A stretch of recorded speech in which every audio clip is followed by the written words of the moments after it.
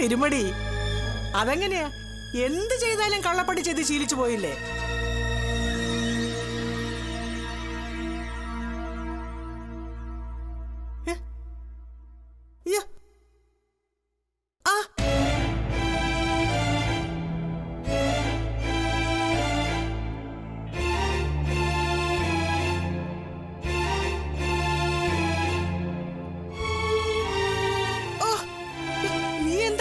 ഒടിഞ്ഞ കൈ പിന്നെ ഓടിക്കാൻ നോക്കുവാന്നോ? ഈ ചെയ്യുന്നതിനൊക്കെ ഒരു മയവും മര്യാദയൊക്കെ വേണ്ടേടി.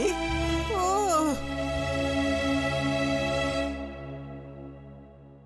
നോക്കിയിരിക്കാതെ തടവടി.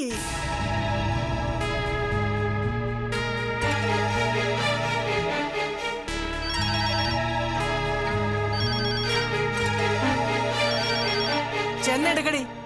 എന്താ കാര്യമെന്ന് അന്വേഷിച്ചിട്ട് അപ്പോഴേ ഫോൺ താഴെ വെച്ചേക്കണം. ചെല്ലേ.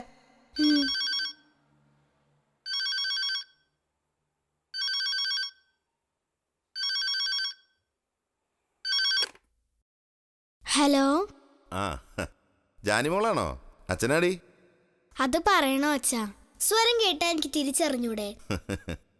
ആ, അമ്മയ്ക്ക് എങ്ങനെയുണ്ട് മോളെ? ഇത്തിരി കുറവുണ്ട് അച്ഛാ. കൊമളിച്ചു വന്നതൊക്കെ ഇപ്പൊ ചെറുതാകാൻ തുടങ്ങി. ആ, അത്യാവശ്യത്തിന് മാത്രം മോൾ അമ്മയുടെ മുറി പോയാൽ മതി. രോഗിയെ ശുശ്രൂഷിച്ചിട്ട് ഒടുവിൽ മോൾ കൂടി അസുഖം പിടിക്കരുത്. ഞാൻ സൂക്ഷിച്ചോളാം അച്ഛാ. എങ്ങനെ സൂക്ഷിക്കൂന്ന്? ചിക്കൻ ബോക്സേ ജാനിമോളുടെ അടുത്തേക്ക് വരാൻ പാടില്ലെന്ന് പറഞ്ഞ് നീ വിലക്കൂ?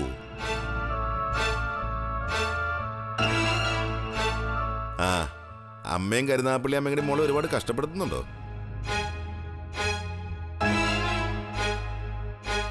ഇല്ല അച്ഛാ. മോളിപ്പോ അവിടെ എന്ത് ചെയ്യായിരുന്നു?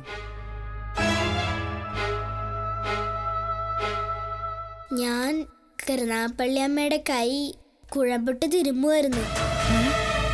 ആര് പറഞ്ഞു നിന്നോട് അതൊക്കെ ചെയ്യാൻ? അവര് കരുനാപ്പള്ളി ഇങ്ങോട്ട് വന്നതേ മകളെ ശുശ്രൂഷിക്കാൻ വേണ്ടിയല്ലേ?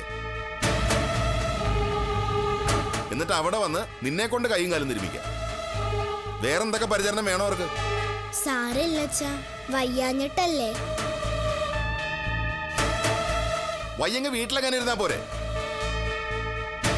അച്ഛാ പതുക്കെ.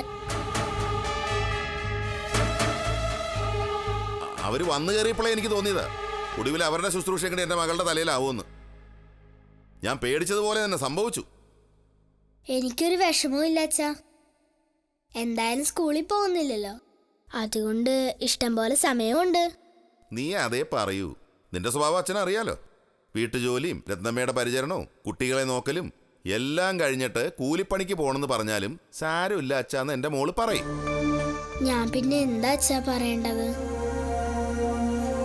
സത്യമായിട്ടും എനിക്ക് ഒരു വിഷമവും ഇല്ല. എന്റെ കാര്യം ഓർത്ത് അച്ഛൻ സങ്കടപ്പെടാണ്ടിരുന്നാ മതി. അപ്പുണ്ണി സൂര്യമോളൊക്കെ സ്കൂളിൽ പോയോ? ആ, പോയി. വേറെ വിശേഷമൊന്നുമില്ല അല്ലേ?